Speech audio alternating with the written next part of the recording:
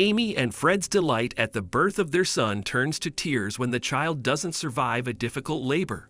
In her grief, Amy begins studying her son's medical records and unearths a terrible error.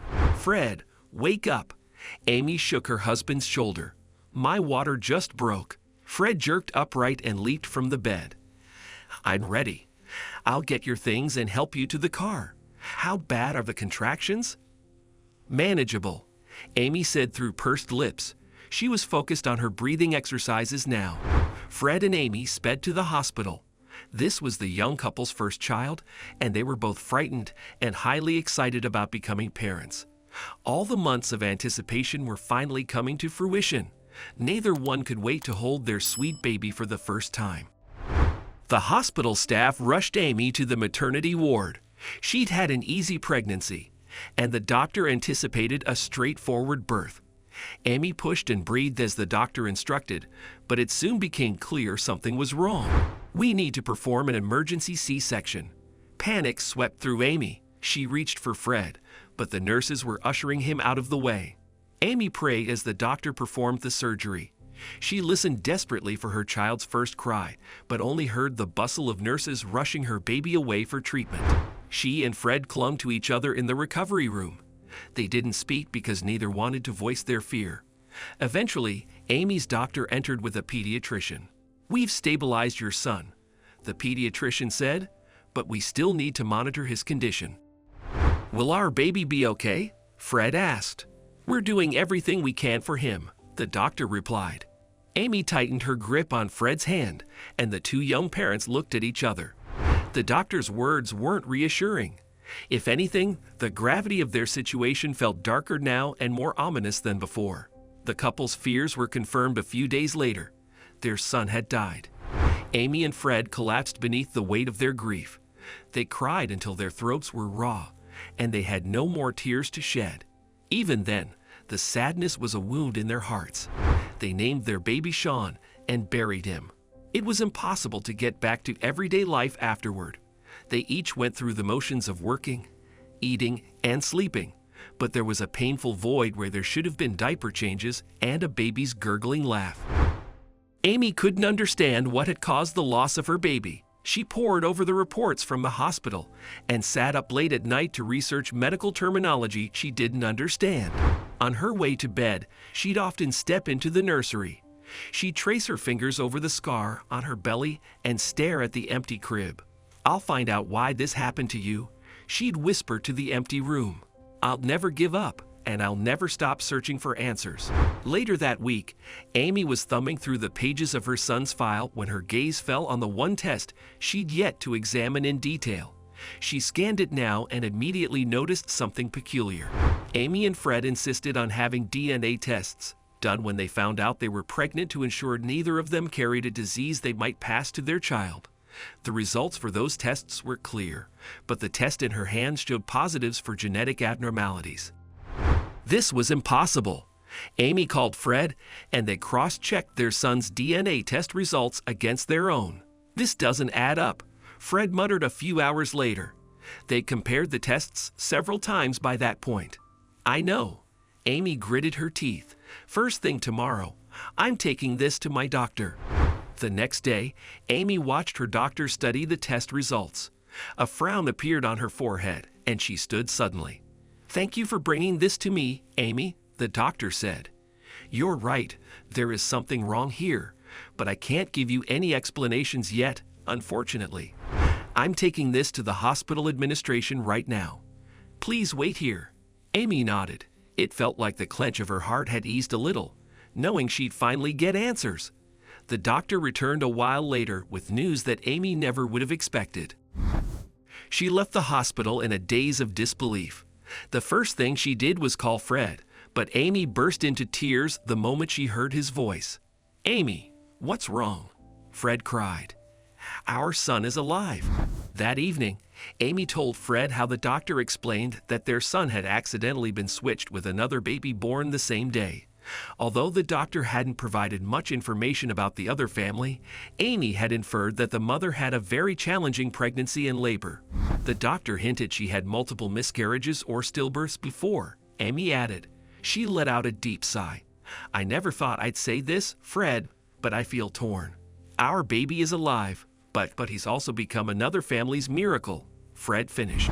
They were sitting on the couch, and Fred hugged Amy closer to his side. Exactly. I don't want to be the reason for another family to suffer the pain we've endured these past weeks. What did the doctor say about the situation? Fred asked. They insisted we meet with the other family as soon as possible. The woman is scheduled for a checkup this Wednesday, and we need to be there so this mess can be sorted out. Amy looked up at Fred. I'm scared, Fred. Fred held Amy as they both began to weep.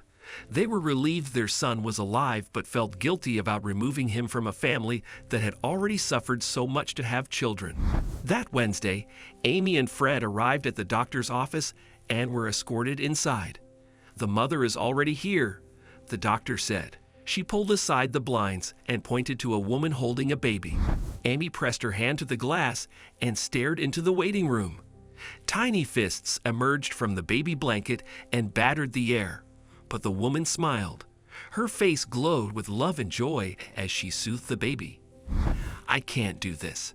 Amy fled from the doctor's office in tears. When she reached the hallway, she collapsed to the floor. Amy sat in her car and aimed her phone camera at a woman pushing a young boy on the swings.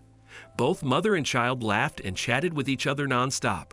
When the swing reached its peak, the boy leaped to the ground and sped around to tag his mom. Amy smiled and stopped the video as the pair ran toward the park's far side. Her son was growing up to be a handsome young man with good humor.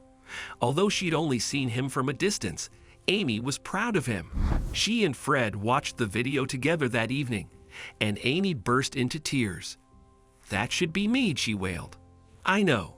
Amy, we still have all the proof we need to take him. Fred dried his wife's tears with his fingers. We're his true parents, after all. Amy shook her head. I still think we did the right thing, and besides, if neither of us had the heart to take him as a baby, how could we do it now that he's older? It would be cruel. Fred nodded, and Amy pulled him into a tight hug. In truth, there were times when they keenly felt the gap in their lives where their son should be and regretted not reclaiming him as a baby. They had tried to fall pregnant again to ease their suffering, but hadn't succeeded. One day, Amy was scrolling through her social media when she saw a post that immediately grabbed her attention. This was the solution to her dilemma about her son. She took down the contact information on the post and dialed the number. A few days later, Amy arrived at a neat suburban home with a folder full of papers. She sat down with the woman who lived there and, an hour later, had a job as her son's nanny. I'll see you tomorrow. Bright and early, the woman, Carly, said to Amy when she left. I'm sure my son, Ed, will love you to bits. I can't wait to meet him, Amy replied. Fred was surprised when Amy told him what she'd done, but he supported her completely. This is a great idea, he said. Now you can spend time with our son, and we'll know once and for all if we made the right choice. Amy was almost overcome with emotion when Carly introduced her to Ed. He was shy at first, but he and Amy were soon playing with his toys and coloring together. As the days went on, Amy was impressed by Carly's kind and caring approach to parenting and how Ed was thriving in her care. The boy was confident and intelligent and often surprised Amy with his keen wit. Working as Ed's nanny allowed Amy and Fred to heal the scars left in their hearts from the difficult decision they'd made several years ago. In weeks, they transformed from a couple filled with doubt and grief to a confident pair who knew they'd made the right decision. Just when it seemed like Amy and Fred had reached a place where they could be content with their life, they received shocking news. Are you sure? Fred held Amy's hands as he stared into her eyes. Yes. Amy bounced on her heels, unable to contain her joy. The doctor confirmed it today. We're going to have a baby. Fred swept Amy into his arms and twirled her around the kitchen. Finally, they were going to have a family. When Carly told Amy she was pregnant, the woman jumped from her chair and hugged her. They'd become friends over the past few weeks. I'm so happy for you, Carly said. Having a baby is such a miracle. It's the greatest gift in this world. I know, Amy said, watching Ed play with his toy dump truck in the next room. Amy continued to care for Ed until her third trimester. The pregnancy went well, just like before, and Amy was overcome with nerves when the big day came. What if something goes wrong? She asked Fred as the nurses escorted her to the maternity ward. Nothing will go wrong, Fred replied, but his smile was grim, and Amy knew he was also worried. Doctor, you're going to take good care of my baby, right? The doctor took Amy's hand and nodded. Every step of the way, Amy. I promise. In the early hours of the morning, Amy gave birth to a healthy little girl. She and Fred decided to name her Miranda. A few weeks later, Amy took Miranda to visit Ed and Carly. The two mothers were drinking tea, and Miranda was sleeping when Ed tugged on Amy's sleeve. "What's that mark on Miranda's foot?" he asked. Amy glanced over at her daughter and smiled. "That's a birthmark. Everyone in my family has it. Does that mean I'm your family, Amy?" "What?" Amy looked down at the little boy. "Why would you say that?" "Ed has the exact same birthmark," Carly replied. "We've always wondered about it, actually. It's very unusual, and nothing like that runs in his family." "Oh," Amy laughed nervously. "That's weird, huh?" Carly was glancing between her and Ed with narrowed eyes now. She also peered over at Miranda and frowned. "You know, Miranda looks exactly like Ed did when he was a baby." "I'd best be going," Amy said. "Miranda will probably wake up soon and need to be changed."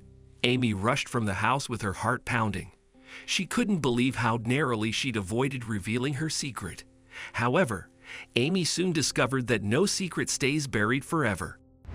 When Amy next visited Carly, the other woman was waiting for her with a bundle of documents and millions of questions. She admitted that she'd always thought it strange that Ed didn't resemble any of his family members. When she noticed how much he looked like Miranda, Carly began investigating. Amy confessed what she'd done and told Carly that she'd never had the heart to take Ed back. The two women wept together, and Carly thanked her. They agreed they would wait to tell Ed, however. Ed received a unique gift on his 18th birthday, a sister and another mother and father. Although he was initially shocked, Ed was delighted to be part of two loving families. What can we learn from this story? An immense sacrifice can reap great rewards. By letting Carly raise Ed, Fred and Amy were able to give the woman a powerful gift and an opportunity to heal by finally becoming a mother. Sometimes mistakes happen for a reason. While it might seem as though life has dealt us an unfair hand, there are times when a small mistake can lead you right where you need to be.